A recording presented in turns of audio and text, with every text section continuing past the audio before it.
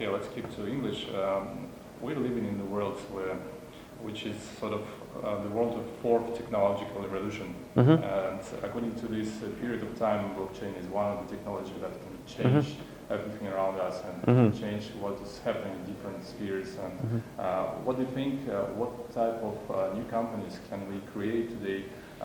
What are the challenges for the startups today and what are opportunities for them according to blockchain technology? And So I think the main kind of interesting thing about the fourth industrial revolution generally is that it doesn't enable us to do anything that we couldn't do before, but what it does do is it enables us to do things that we could do before, but number one, do them much more cheaply, number two, do them much more quickly, and number three, do them in a way where kind of the market is much more open and accessible. And like with Airbnb, anyone can basically run a mini hotel out of their own house.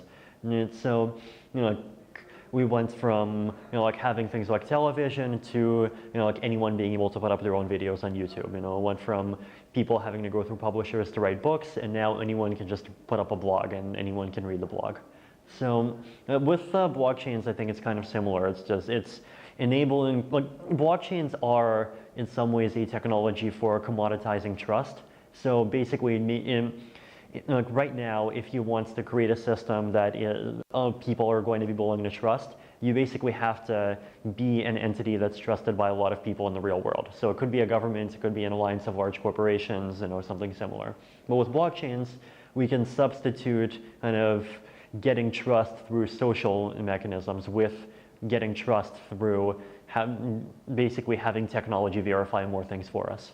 And in this way, like, people will, the economy is going to be more accessible both to people who want to use services that are being built by other people and to people who want to build their own services themselves, right? So, look, one problem is, how can we help Africans get bank accounts? The other problem is, how can we make global finance an environment where it's as easy for Africans to make banks as it is for people who are already in kind of established very high places in first world countries.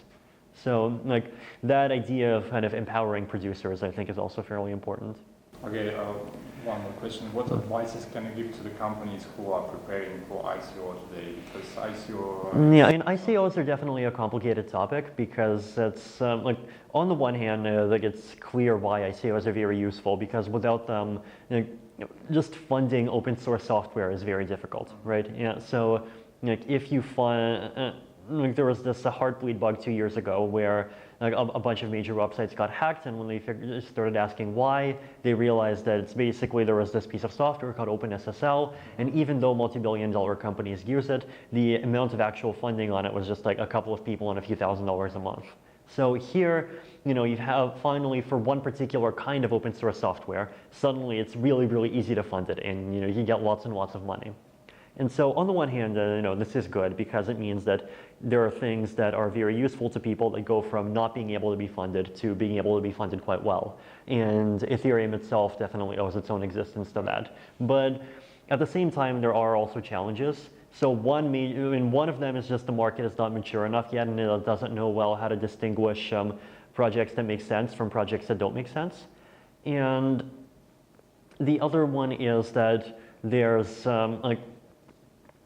a lot of projects where it doesn't make much sense to do ICOs, but where the project doesn't really naturally have a place for a token, and where people are in order to ICO it, they try to kind of squeeze a token in ways that doesn't really make sense.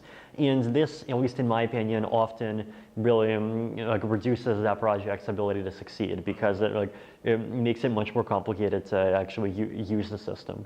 So I think it's important to try to avoid those kinds of cases. So I would say if you're considering doing an ICO, then first of all try to evaluate, does it really make sense to do a token and do an ICO within the current context of what you're trying to build?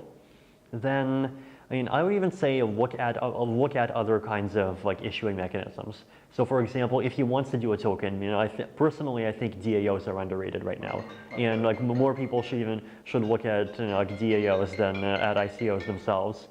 And part of the reason why I say this is because I think like the technology is all about decentralization and not needing to trust one person with huge amounts of money. But what are we doing with ICOs? We're trusting one person with huge amounts of money. So I think like the kind of paradigm shift I'm interested in with DAOs is that instead of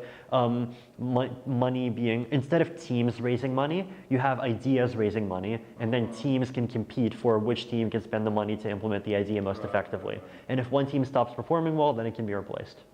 Cool, thanks. And just a very fast last question: what are the plans for Ethereum? How you see Ethereum? Yeah, so for the next like 5 years, we're at the very least are going to be continuing to be lots of major technological changes, and this includes like introduction of cryptography, includes like proof of stake, scalability, privacy improvements. And scalability particularly is going to be a very significant challenge. And if we can figure out how to solve some of those issues, and like we already have figured out like solutions at least on paper, and now we're basically switching to the stage where we're actually implementing them. So if we can get through that stage, then I think we'll be quite far along. Cool. Yeah. Good. Thank you so much.